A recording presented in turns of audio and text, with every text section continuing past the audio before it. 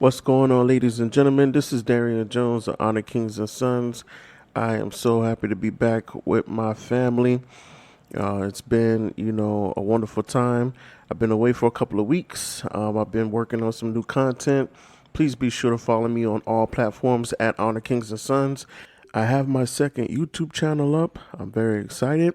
So my first YouTube channel was pretty much to be about just the content that I was making on like Instagram and TikTok. So I have a lot of skits.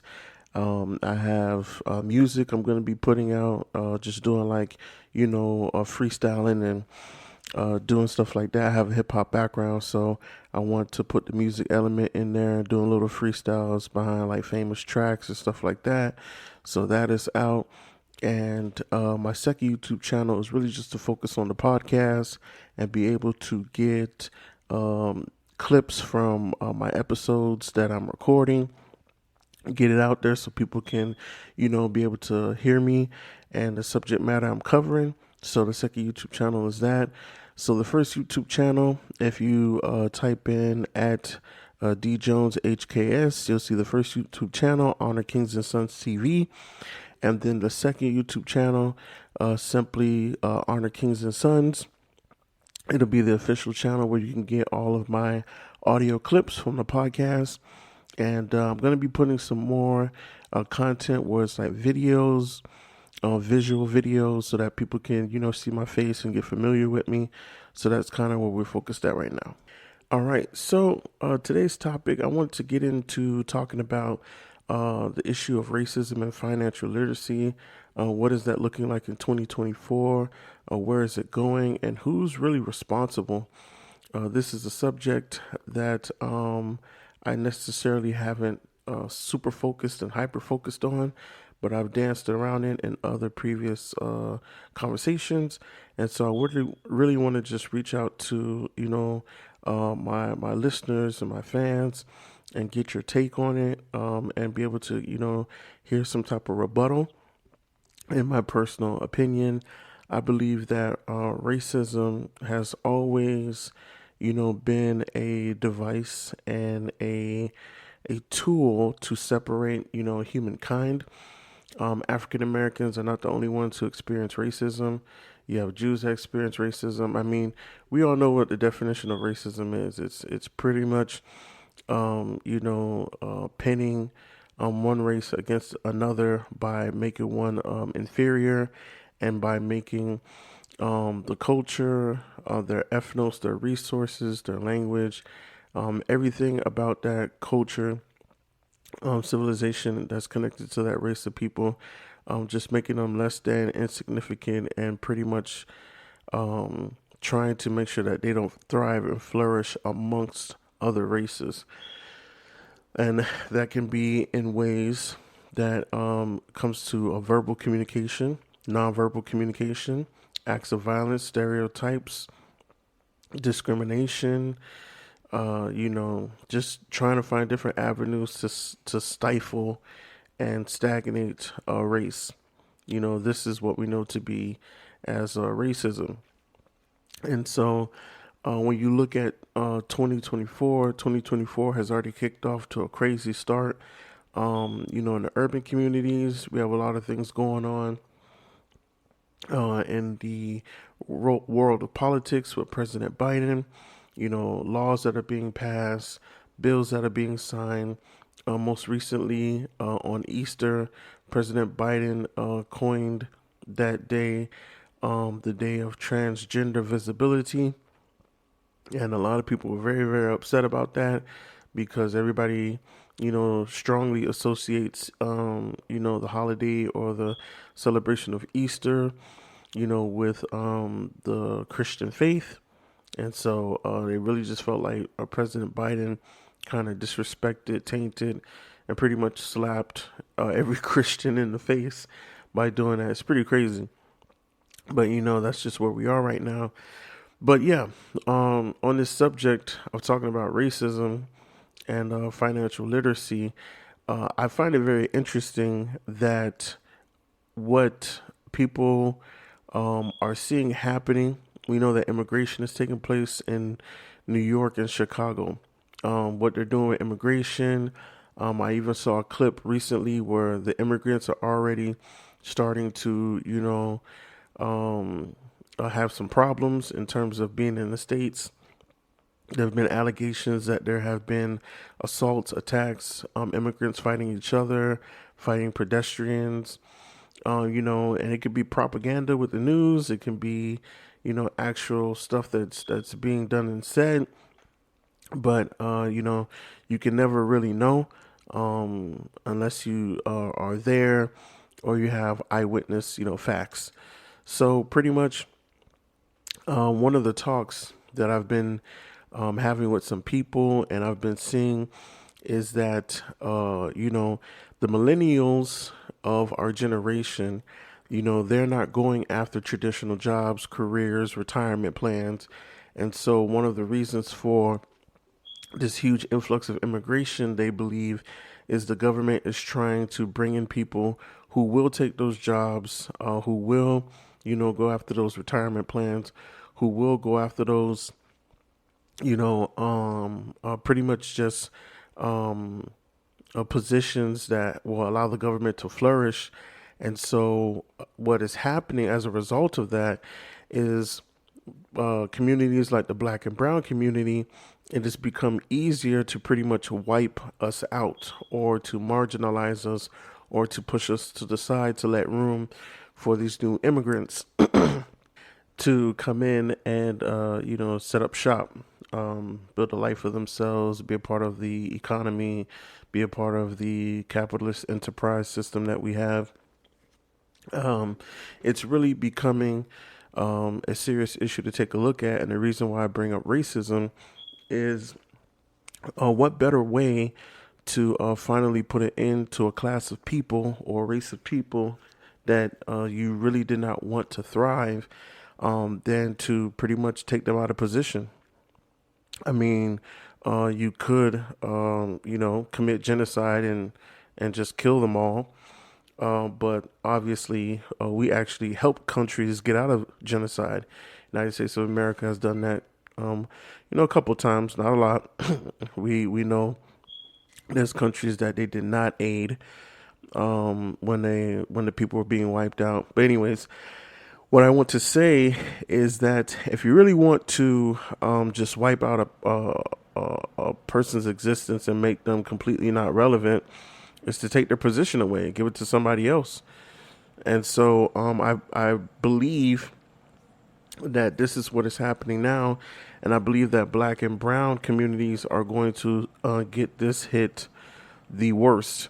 Now, here's the thing: when you talk about brown communities, usually that is connected to Hispanic communities, right? I know when I say that, I'm most of the time I'm talking about Hispanic communities. Now, in the last, I would say, 30 years, the contributions that Latino, South American, Central American, Mexican communities have really made some crazy strides. I mean, United States of America. If you live in a place like down south, like Florida, I'm a Florida boy. I mean, it's a no-brainer. Those communities are everywhere. They're thriving. They have systems in place. Their kids are in school. They're in real estate. They're in a lot of different industries. They're making money. They're helping their families out. But like I said, you do have sections of those communities and groups that are not thriving. It's hard for them to get jobs. It's hard for them to, get housing, build credit, So, like I said, it boils down to, just how much of these groups will be able to survive this new influx, especially if the government is outright giving these people, debit cards and giving them, assistance to get driver's licenses. I mean, the gun laws recently just changed. It's almost like, it's very sad, but it's almost like America setting itself up to be a civil war zone. And people have talked about this in recent years. If you're a religious or faith-based person, there are a lot of, uh, priests and prophets and people who, they spend time, lots and lots of time in prayer, and praying for the future. They have said that, America's setting itself up to be a civil war zone. So how does racism and financial literacy become the topic of discussion? Well, it's very simple. If we're taking in people from different countries, we're taking in people from the Middle East, we're taking in more South Americans, we're taking in people from Southeastern Europe. People don't really like to talk about the Asian community and how they have flooded the United States in the last 20 years. Like I said, I'm a Florida boy. I live in Homestead, Florida. I knew, 10 years ago that there was a strong population of Asian people growing in my city. And I was telling people that they have the numbers wrong. It's about 5% that are Asian in my city, but the numbers said otherwise. Now I'm very convinced that it's about 10%, if not going into 15%. You're seeing more and more of them. And so what is happening is that all of these different cultures are coming in. And so that's going to be, a new war zone. In the 70s and the 80s, I wasn't born yet, but, I heard stories when I was in middle school about, when the Haitians came in the 80s and all the turmoil that was happening in South Florida, because you already had, the Latino communities, we had the drugs, everything, and it was a war zone. So now you're taking in a new influx of people. It's going to create a war zone, financially, politically, socially, every way. It's going to create a war zone. So financial literacy is very important, because if you're a person that whether you're single or you're married, for my single people, if you are black and brown and you are single, financial literacy is key for you, because you need to build as many assets as possible. You need to make sure that you will not be, in the line fighting against, the new immigrants to get basic housing, to help get assistance with building credit, to be able to even qualify to buy a car and things like that, to even fight for a job. You need to make sure that you are on your A game. You need to be researching, reading, and building a network immediately. If you are married, now this is tricky, because if you're married, it's a little bit different. If you're married and it's just you and your spouse, no children, right? That's one situation. If you're married and it's you, your spouse, and one child, totally different from when it's just you and your spouse. A lot of people don't talk about this, but when it gets to you, your spouse, and you have more than one child, I'm talking about 2 to 3 kids, or you've jumped from 3 to 5 children, right? You have to make sure that you are really on your A game, because, and I talked about this in previous clips, where if you pay attention to how homelessness works in the United States of America, you have never seen a family of 3 or more homeless for longer than 18 months. You've just never seen that. I personally have never seen that. I've never heard stories of it. You will never see families bigger than a household of 3, or going into a household of 5, homeless on the street longer than 18 months. Because the way our government is set up, there will be a program somewhere that will get you in a house, that will get you access to transportation, and that will get you access to employment. And so what we need to do, if you are a family that, you don't have children, if it's you and your spouse, the first thing you guys need to be doing is to be growing in assets, creating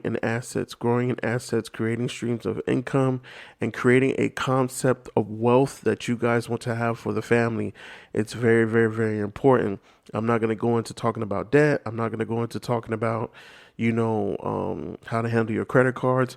Focus on building assets. Take the paycheck from your job, put money aside, build an asset, build passive income. If I were you, get into social media and make sure that you're building an investment portfolio. If you are a family that you have children and you have between 1 to 3 children, or you're in the 4 and 5, for sure You have no choice. You need to start a business. You need to start a business. And I would advise starting a family YouTube channel where you guys have different sub channels. You guys, the kids are baking cookies, the teens are video gaming, on their Twitch account, and the mom and dad are talking about, adult stuff. Build the streams of income and make sure that you are not subjugated, to what is about to take place, between now and possibly 2026 to 2027, because it's super intense. So this is my advice to you guys on this subject. Racism is not going anywhere up until the day that this world does not exist anymore. It's not going anywhere because racism helps too many segments of the world economy flourish. Whenever you take somebody out of position, you are what? You are raising somebody else into position. Whenever you limit somebody's access to capitalism and free enterprise, you are pocketing more for yourself and all your constituents who profit, that might be a part of another group. So racism always helps, tip the balance in order to make somebody else richer. So we have to have financial literacy, and it's very important. And a lot of people don't understand that financial literacy, it has its levels, but don't be afraid to still learn it. Go out there, start with reading, build yourself a network, get yourself involved in some groups, people who are investing, people who are partnering, and learn the language of money. It's going to save you so much on what's about to happen, because we don't want people to be in those lines, seeking the government's help when things, really hit the fan. You want to be as independent as possible. But that's my time with you guys. Please be sure that you follow me on Facebook, Instagram, TikTok, on Threads. Like I say, my two YouTube channels. Please make sure that you follow me. All you can follow me at Honor Kings and Sons. I will pop up everywhere. I love you guys. God bless you. Please share my episodes, and I can't wait to increase my platform to the point where I can travel and be in your city, in your country, fellowshipping with you and talking about these issues. God bless you. Be easy.